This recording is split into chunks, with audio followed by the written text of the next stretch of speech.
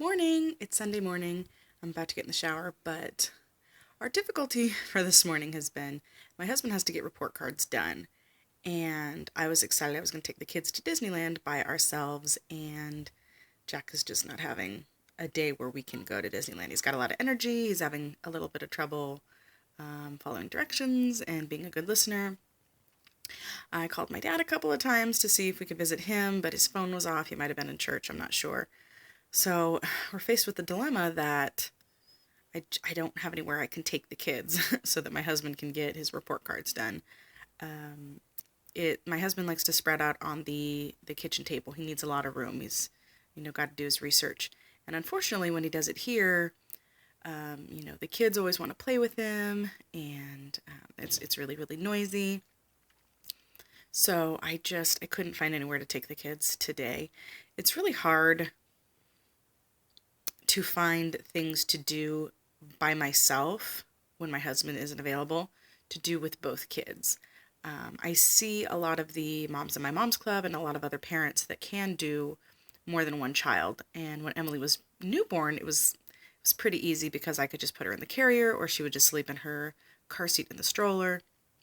But now she wants to walk around, Jackson wants to walk around, and it's hard when Jackson is having a rough time, like I said, a rough time being a good listener and following directions, because I only have two hands and it's hard when one wants to go in one direction and one wants to go in the other direction.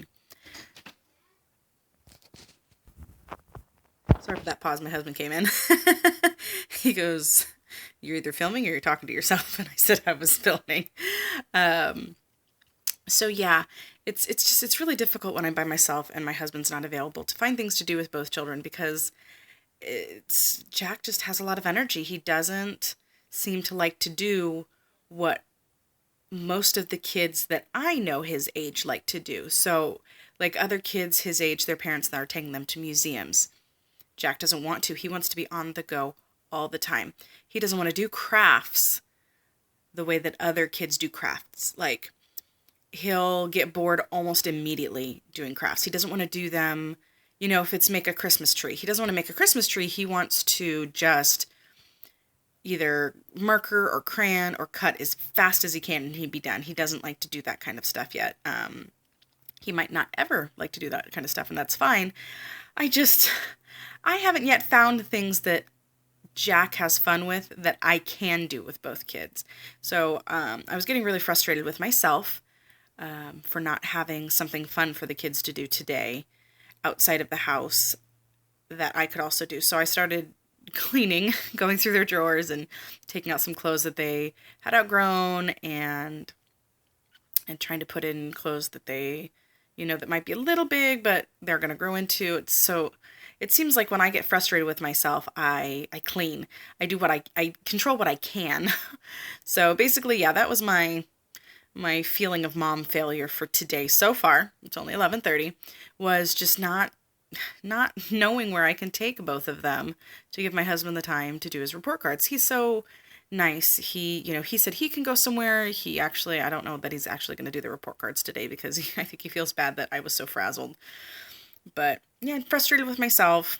Truth be told, I get frustrated with Jack sometimes that most of all but I can't take him to do things that I think in my mind he should be having fun with. I'm still accepting the fact that it's okay that Jack doesn't want to do what other kids do. I don't feel adequate when I haven't yet found what Jack likes to do outside the house. He has fun in the backyard. He always constantly, "Do you want to play with me? Do you want to play with me?" I will be literally playing Legos with him and he'll say, "Do you want to play with me?" I'm like, "Buddy, I just built the house you want me to build." So I don't know if that's typical of autism spectrum disorder, or because he has a possible future diagnosis of ADHD. So I don't know if that's how other kids with autism are, where they're just here, there. I mean, I don't know if you've ever seen the movie Up, where the dog with the talking collar, he'll be in the middle of a sentence, "Squirrel." That's kind of how I feel like Jack is sometimes. He'll be really excited about one subject, and he'll either get completely stuck on that one subject, or he'll leave in the middle of the subject when it gets boring. Like, he'll ask me a question, and apparently sometimes I don't answer it quickly enough. So he'll just start talking over me about something that he does want to talk about, cement mixers or Thomas the Train or something. So I digress. I started rambling. I'm sorry, but that's just kind of where I'm at today. I wish that I could take him to a museum or a botanical garden or, like I said, Disneyland. Sometimes I can take him both to Disneyland, but when he's having a day where he's not following directions, sometimes he bolts at Disneyland. And if I have Emily, I can't leave the stroller. I have a giant double stroller, and it's so crowded with the 60th anniversary at Disneyland. It's just, I decided not to put myself through that and just to relax. And so we're going to stay home. We're going to go to Target because Jackson, my son, decided to use my husband's toothbrush to deep clean the bathroom. We thought that he was using the restroom, but then we heard the water and some other noises, and there was soap everywhere, and it's looking pretty clean though. So we have to get my husband a new toothbrush. Another thing I wanted to say in this video is I am having a lot of trouble. This is off the subject of Jackson. I fluctuate with my weight. I am an emotional eater, and my clothes don't fit anymore. So I am going to put it out here in YouTube universe to hold myself accountable. I took some before pictures, hopefully before pictures of my today weight, my today what I look like.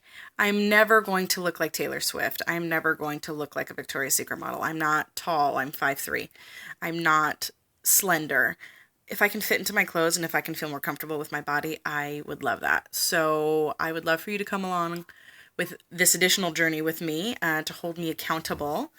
And like I said, hopefully I can start to feel better about that, because I think that once I take care of that a little bit and I start to feel a little bit better about me and the way that my clothes fit and the way that I look and my energy level, I really think that that will flow into also my emotions and how I interact with Jackson when he does have his tantrums, when he has his rough days. I can't help him if I don't learn how to help myself as well. So again, I'm only putting my weight just so people can see my progress. I'm not trying to hit a magical number. Because I don't want to put unrealistic expectations on myself. So as long as my clothes start fitting better, I have a Fitbit, and actually Chloe Bubbly Soup invited me, but I gave her my wrong email address for that. So my Fitbit, I will post pictures of my